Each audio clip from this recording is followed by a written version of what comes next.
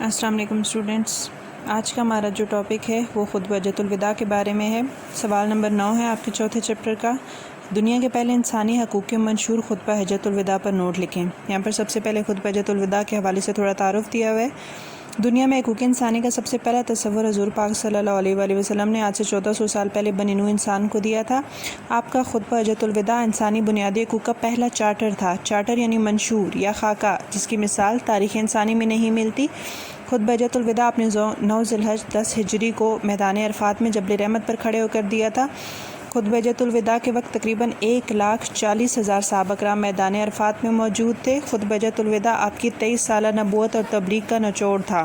آپ نے خطبہ حجۃ الوداع ان الفاظ سے شروع کیا: لوگوں میری بات غور سے سنو، کیونکہ میں نہیں جانتا کہ اگلے سال بھی میں آپ کے درمیان ہوں گا۔ اگر خطبہ حجۃ الوداع کے حوالے سے بات کی جائے تو یہاں پر ایک چھوٹا سا پوائنٹ آپ لوگوں کو نوٹ کرا دیتی ہوں کہ دور جدید میں فرانس کی تقلید میں ہر ملک نے بنیادی حقوق کو آئین میں شامل کیا ہے، لیکن پاکستان کے تینوں دساتیر میں بنیادی حقوق پہلے سے شامل ہیں۔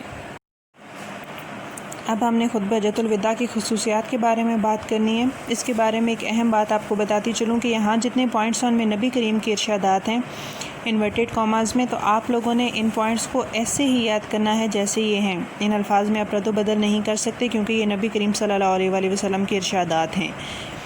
سب سے پہلا ہے بنیادی انسانی حقوق۔ آپ نے خطبہ حجۃ الوداع میں انسان کے 3 انتہائی بنیادی حقوق کی نشاندہی کرتے ہوئے اس کی اہمیت یوں فرمائی: تمہارا خون، تمہاری عزت اور تمہارا مال ایک دوسرے پر اسی طرح حرام ہے جس طرح تمہارے لیے آج کے دن، اس مہینے اور اس شہر کی حرمت ہے۔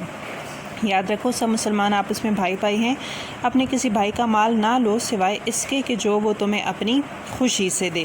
سود کی مذمت فرمائی نبی کریم صلی اللہ علیہ وآلہ وسلم نے۔ آپ نے خطبہ حجۃ الوداع میں بنی نوع انسان کے بدترین ناسور سود کی مذمت کرتے ہوئے اسے حرام قرار دیا۔ آپ نے کہا کہ میں نے دور جاہلیت کا سود ختم کر دیا ہے، اور ہمارے سود میں سب سے پہلا سود جسے میں ختم کر رہا ہوں وہ عباس بن عبد المطلب کا سود ہے۔ اب یہ سارے کا سارا سود ختم ہو گیا۔ اس پوائنٹ پہ انورٹیڈ کاماز نہیں لگے تھے، میں نے لگا دیے ہیں۔ یہ جہاں سے ارشاد شروع ہو رہا ہے وہ ہے کہ میں نے دور جاہلیت کا سود ختم کر دیا ہے، اور اینڈ تک یعنی سارے کا سارا سود ختم ہو گیا ہے، یہاں تک یہ پورا ارشاد ہے۔ حقوق نسواں۔ آپ صلی اللہ علیہ وآلہ وسلم نے خطبہ حجۃ الوداع میں حقوق نسواں پر بہت زیادہ زور دیتے ہوئے فرمایا: عورتوں کے بارے میں اللہ سے ڈرو، کیونکہ تم نے انہیں اللہ کی امانت کے ساتھ لیا ہے اور اللہ کے کلمے کے ذریعے انہیں حلال کیا۔ تم پر ان کا یہ حق ہے کہ تم دستور کے مطابق اچھے طریقے سے انہیں خوراک اور لباس مہیا کرو، یعنی جیسا خود کھاؤ ویسا انہیں کھلاؤ، اور جیسا خود پہنو ویسا انہیں پہناؤ۔ اسلامی مساوات۔ آپ نے خطبہ حجۃ الوداع میں اسلامی مساوات کا یہ درس دیتے ہوئے فرمایا: کسی عربی کو کسی اجمی پر، کسی اجمی کو کسی عربی پر، کسی کالے کو کسی گورے پر، یا کسی گورے کو کسی کالے پر کوئی فضیلت حاصل نہیں۔ تم سب حضرت آدم علیہ السلام کی اولاد، اور آدم علیہ السلام کو مٹی سے پیدا کیا گیا تھا۔ اسلامی تعزیرات۔ تعزیرات ہوتی ہیں سزائیں۔ آپ نے خطبہ حجۃ الوداع میں تعزیرات اسلامی کا تذکرہ کرتے ہوئے فرمایا: اپنے جرم کے بدلے میں صرف مجرم کو پکڑا جائے، بیٹے کے جرم میں باپ یا باپ کے جرم میں بیٹے کو نہ پکڑا جائے، یعنی جو قصوروار ہو، جو مجرم ہو، صرف اسی کو سزا دی جائے۔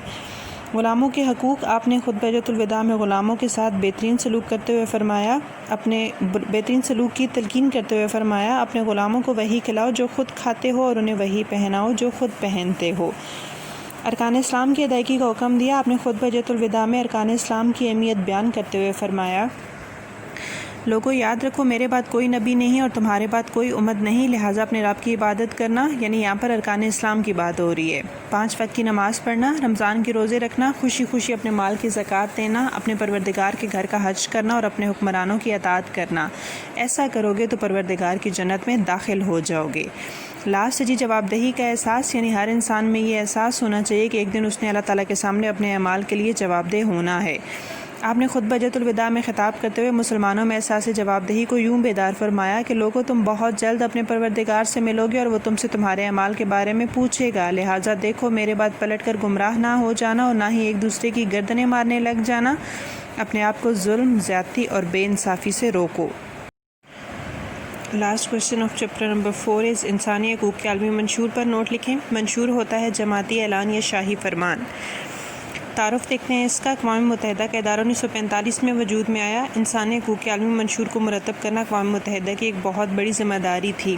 اقوام متحدہ نے فروری 1946 میں انسانی حقوق کا ایک کمیشن تشکیل دیا جس کو انسانی حقوق کے عالمی منشور کو مرتب کرنے کی ذمہ داری سونپی گئی، یعنی ایک کمیشن بنایا گیا اور اس کی ذمہ داری یہ تھی کہ وہ انسانی حقوق کا عالمی منشور مرتب کرے۔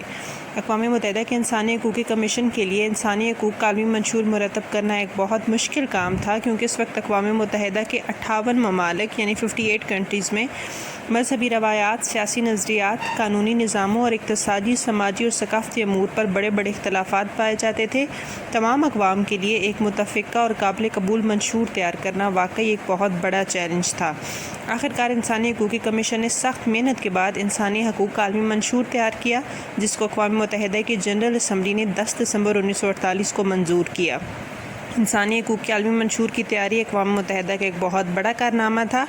انسانی حقوق کے عالمی منشور کی تیاری سے نہ صرف اقوام متحدہ کے وقار میں اضافہ ہوا بلکہ اس سے عالمی سطح پر بنینوع انسان کے وقار اور عزت میں بھی اضافہ ہوا۔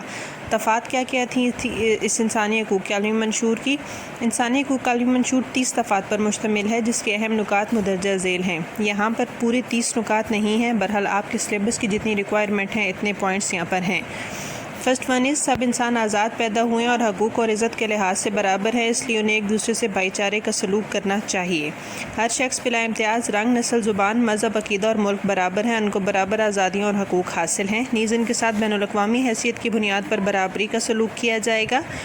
ہر شخص کو اپنی جان، آزادی اور ذاتی دفاع کا حق حاصل ہے۔ کسی بھی شخص کو غلام بنا کر نہیں رکھا جا سکتا۔ غلاموں کا بیوپار ہر شکل و صورت میں ممنوع ہے۔ بیوپار ہوتا ہے کاروبار یا خرید و فروخت۔ کسی بھی فرد سے ظالمانہ، انسانیت سوز اور ذلت آمیز برتاؤ نہیں کیا جائے گا اور نہ ہی جسمانی ایذا کی سزا دی جائے گی۔ ہر فرد کو ہر جگہ اس کی شخصیت کو قانوناً تسلیم کیے جانے کا حق حاصل ہے۔ تمام افراد قانون کی روح سے برابر ہیں اور ہر ایک کو یکساں قانونی دفاع کا حق حاصل ہے۔ ہر فرد کو دستور یا قانون میں حاصل بنیادی حقوق کی خلاف ورزی کے خلاف بااختیار قومی عدالتوں سے مؤثر انصاف حاصل کرنے کا حق حاصل ہے۔ کسی بھی فرد کو آمرانہ طریقے سے گرفتار، نظر بند یا جلا وطن نہیں کیا جا سکتا۔ آمرانہ زبردستی، نظر بند وہ شخص جسے عدالت میں مقدمہ چلائے بغیر اور سزا دیے بغیر قید میں رکھا جائے، اور جلا وطن ہوتا ہے وطن سے بے دخل کرنا۔ ہر فرد کو یہ حق حاصل ہے کہ اس پر عائد الزام کے بارے میں مقدمے کی سماعت آزاد اور غیر جانبدار عدالت کے کھلے اجلاس میں ہو۔ ہر فرد کو اس کی نجی زندگی، خاندان، کاروبار اور خط و کتابت میں عدم مداخلت کا حق حاصل ہے۔ اسی طرح اس کی عزت اور نیک نامی پر حملہ بھی ممنوع ہے۔ اس صورت میں سے قانون کے ذریعے دفاع کا حق حاصل ہے۔ ہر فرد کو اس کے ملک میں یا بیرون ملک آمد و رفت یا سکونت اختیار کرنے کا حق حاصل ہے۔ سکونت رہائش۔ ہر فرد اس وقت تک بے قصور سمجھا جائے گا جب تک عدالت سے جرم ثابت نہیں ہوتا، یعنی جب کسی شخص پر الزام لگتا ہے تو وہ ملزم کہلاتا ہے، لیکن جب اس کا جو الزام ہے وہ سچ ثابت ہو جائے تو پھر اس کو مجرم کہا جا سکتا ہے۔ ہر فرد کو اذیت سے بچنے کے لیے دوسرے ملک میں پناہ کا حق حاصل ہے۔ پناہ ملنے کی صورت میں وہ اس ملک کی تمام سہولتوں کا بھی حقدار ہوتا ہے۔ ہر فرد کو قومیت کا حق حاصل ہے، یعنی نیشنلٹی۔ بالغ مرد اور عورت کو نسل، قومیت یا مذہب کی پابندی کے بغیر شادی کرنے اور گھر آباد کرنے کا حق حاصل ہے۔ یہ ایک نقطہ ایسا ہے جو اسلام کی تعلیمات کے منافی ہے، یعنی اسلام ایسا نہیں کہتا۔ ہر فرد کو تنہا یا دوسروں سے مل کر جائیداد بنانے اور رکھنے کا حق حاصل ہے۔ ہر فرد کو فکر یعنی سوچ، ضمیر اور مذہب کی آزادی کا پورا حق حاصل ہے۔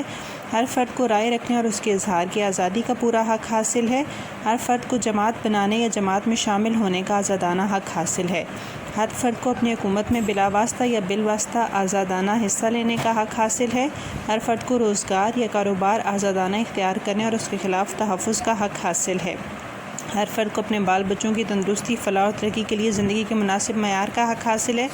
ہر فرد کو تعلیم حاصل کرنے کا حق حاصل ہے۔